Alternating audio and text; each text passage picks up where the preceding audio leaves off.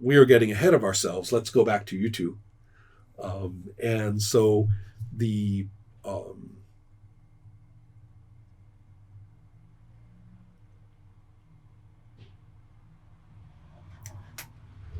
well, this is definitely going to be interesting. I would like you to, Urko, you are going to be first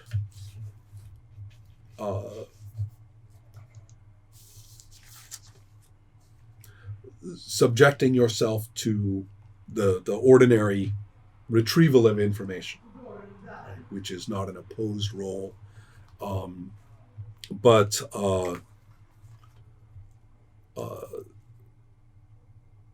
rapidly changes when he goes through your travels, and then when it comes to the point when you first encountered the being that you fought, this is when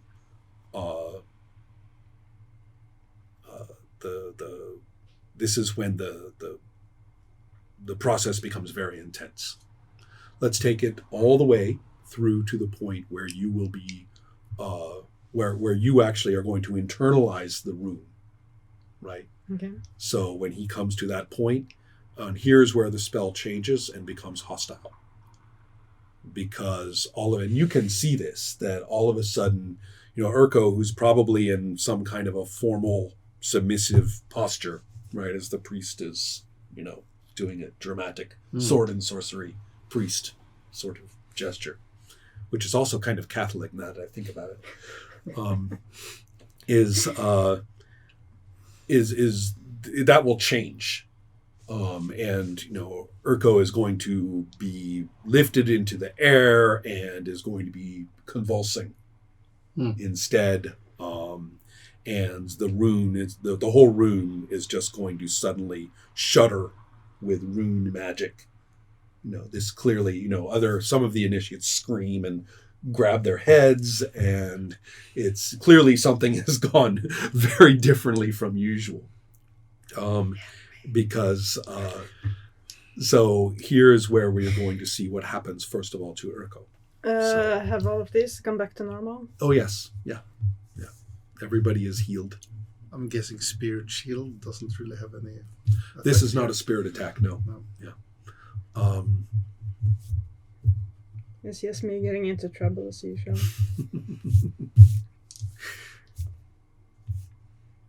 It might come to that later. Mm-hmm. We'll see. So your power is what I'm interested in now. Your power score.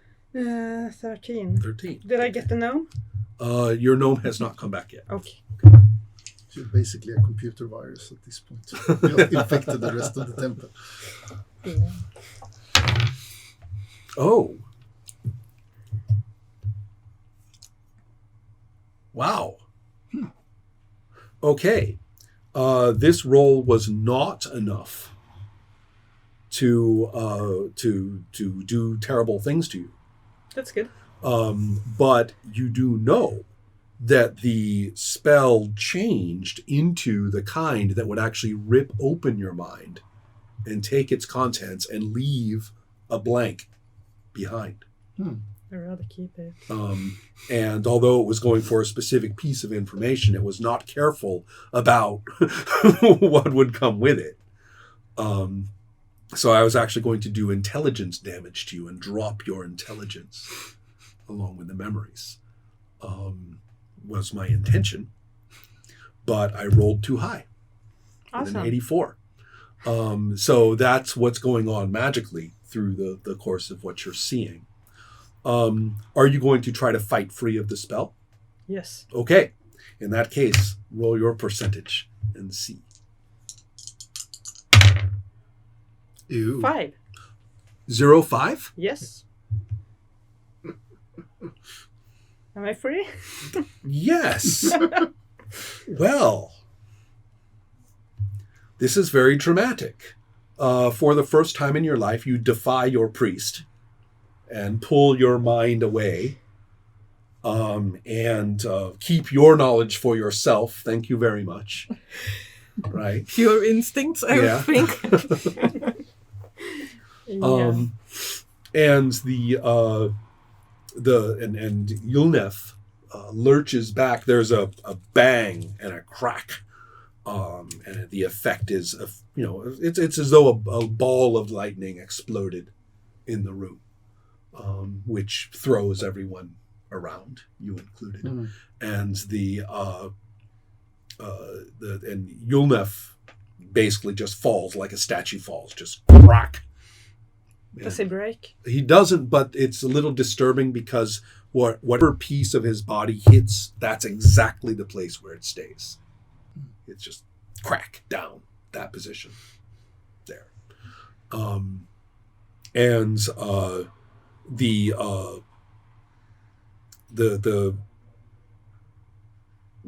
rune that I've described, the infinity rune, appears floating in the room. Can everyone see it? Yes. And the room is, for the first time in its entire history, every single piece of detail and visible features of the room is absolutely brightly and clearly lit. Is anything going on with the coin, the infinity coin that I found? That's probably a good point. I would even say that it probably has risen into the air and is the center of that rune. It's right there. So, that makes a lot of sense, actually. You're missing out on so much, Feather. My own trouble. I volunteered for this. Right. Reactions, concerns. Everybody is completely staggered. In your case, let's do a little check on your. What is your power these days? Yeah. Still 12? 13. 13 now, yes. Okay, in that case, I'm going to do a quick check on you. The results are nowhere near as drastic as on Urko, who was all bound up in this. This is more... Actually, it's going to be power? Power? Sure, 13, why not? So 65. Yeah. Well, it's not times 5. I'm going to be attacking it. So let's go ahead and do that. And with an 82... Oh, that is so irritating. Well, you too. This is plot protection. The dice are telling us these are main characters, right?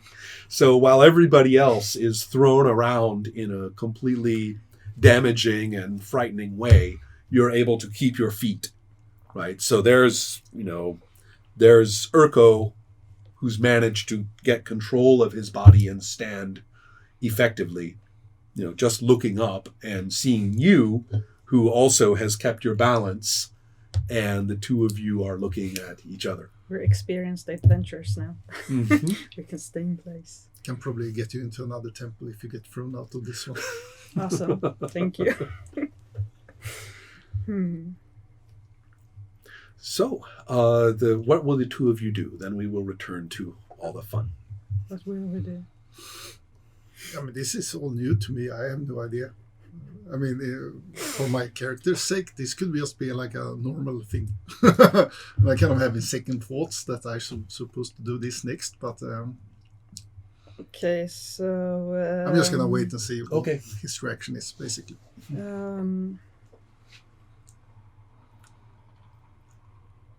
I make you aware of that this is not normal, and... Does this happen all the time? Never. Okay. Never. Ever. Let's grab the coin, maybe. That we can do. Do you want to? It's your coin. Sure. We can do. Let me explain what I mean by we. That means you. Can I reach it, or? Maybe I can throw one of my axes at it. No, you can reach it if you want. I can reach it. Yeah, but I don't want to get stuck in eternity again, especially when the skull is not close by to Right, help to me out. reach you emotionally, give you the hug of recovery. Yeah. Any cloth or something you could throw over it? I stretch out my hand and kind of see if I get a funky feeling when I get close to it. The whole room is a funky feeling. It's funky in here. Yeah, actually, I would say it's probably giving off that lightning effect. Might not be the right time to put it To in your grab pocket. it. No. I mean, that could maybe stop it or not. Can't you see anything that would cover that thing? Well, the effect fades, the rune disappears, and it falls to the floor. Now I pick it up Okay. with my glove. Okay. All right. So, now the infinity has been unleashed upon the world. Well then, right in the right place for it too, perhaps. So so then you become aware that not only is there disturbance where you are, but there is some kind of disturbance in this main area too. People are shouting and running, and that is not something that typically happens in this temple. So somebody, sweeps open the curtain and shouts, "Yulnef, Yulnef! Attackers! The Hawk Seers are here!" You bring good luck. Me? Really? Well, the visitors. Right. Do you have any weapons on me? Mm-hmm. You probably, since you were traveling and wouldn't just leave your weapons somewhere, you probably brought them, and they were hospitably, Okay. laid aside, and they're yours. Like a weapon bench in the old church, something like that. Like right. A small room. Yeah. Exactly. Yeah. Okay. They are accessible if you want to. But I get could them. Let's get out there. I don't actually think you're wearing your axe around. Okay. I think it's the same way. It's like Okay. you set it down with your bag and said, "Well, these go up in my room." Right. So Let's they get are to the accessible. You're just not wearing them. Okay. Yeah. So I'll go for my weapons. My Okay. weaponry. So it sounds like the two of you are busy Yeah. doing that. Okay.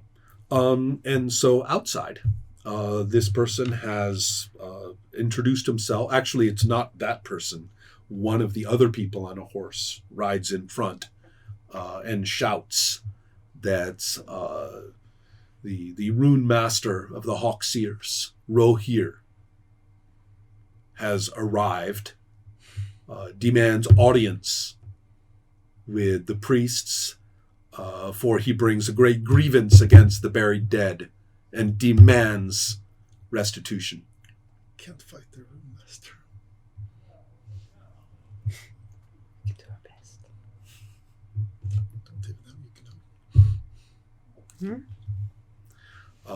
So that's the first, the first, and then the person who's speaking looks around and says, we invoke the memory of names, a location. I'll make up a name.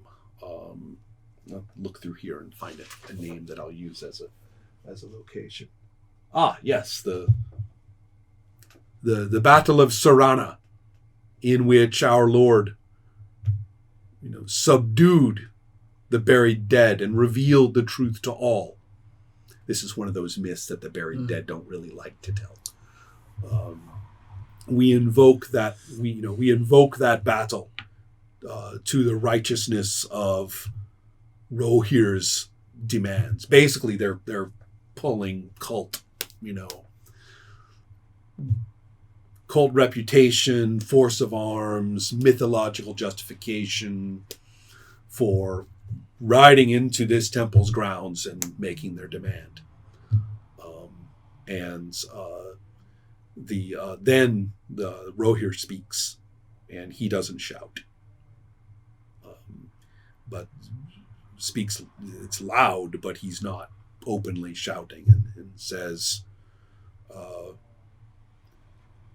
all here are safe, depending upon the proper behavior of your authorities. So he just announced that he's not going to just ride in and attack. But it wasn't a very friendly way to put it. He's also telling everybody, stand down until your bosses get here, or else.